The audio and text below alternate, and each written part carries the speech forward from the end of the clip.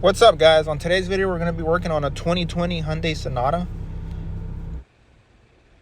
This video is going to be the bumper removal process, the front bumper removal process, but it's also going to be a door skin and blend the rear door. What can I say, guys? Well, we started off by removing the pushing clips and then the size, I want to say 10 millimeter bolt that it has on the side. And that pretty much releases the side of the bumper. And whatever we do to the left side, we do to the right side. Again, I'm removing the push-in retainer clips. I think it had 3 of them. And then the size 10 millimeter bolt that it has on the side as well.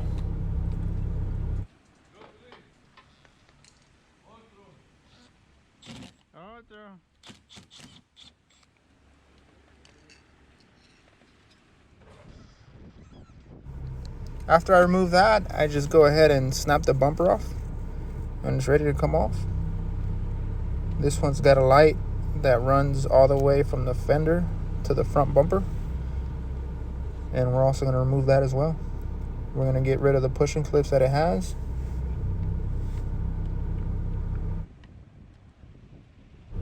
And that will give us access to the hidden bolts that are underneath holding the front bumper.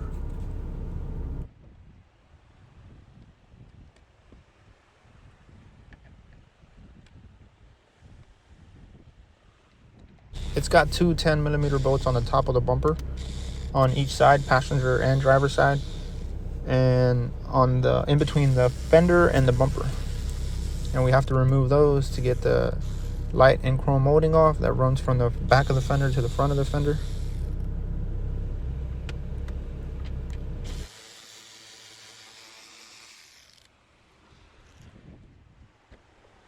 Then I went ahead and removed this, I don't even know what to call this, but it comes from the air filter to the top of the bumper for like airflow, extra added airflow.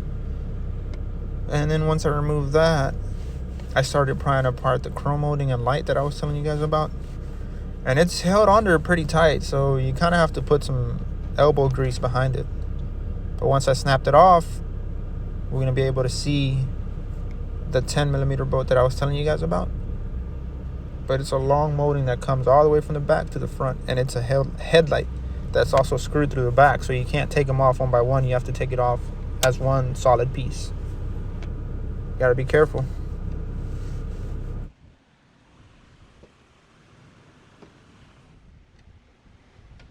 And over here I required some assistance, so I went ahead and picked up my plastic pry bar tool and I went ahead and snapped it off. But that's pretty much it on that. It didn't have a lower cover, so I didn't remove anything off the bottom because it came in without it. But I snapped the bumper off of the side. And I could be mistaken, maybe it doesn't have a 10 millimeter bolt on top. No, it doesn't, but you still have to remove those lights to get the trim pieces off of each other. If not, the bumper will not release. But that's pretty much it, guys. Let me know what you guys think in the comment section below.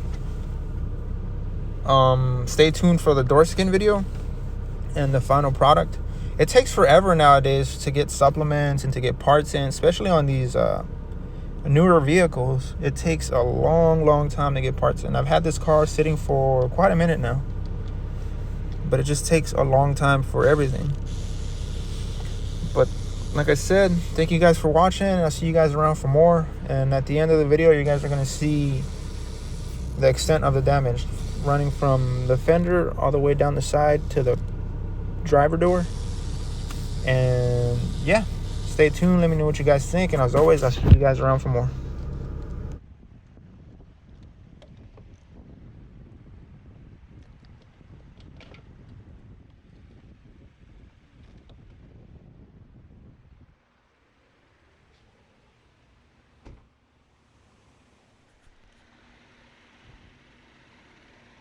This is just what the light and chrome molding are being grabbed onto. It's got like these little guides that you just pop apart. I was just showing you guys that none of them broke, and that this is what you have to pry apart in order to get this chrome molding slash light out. But yeah, thank you guys for watching. I'll see you guys around.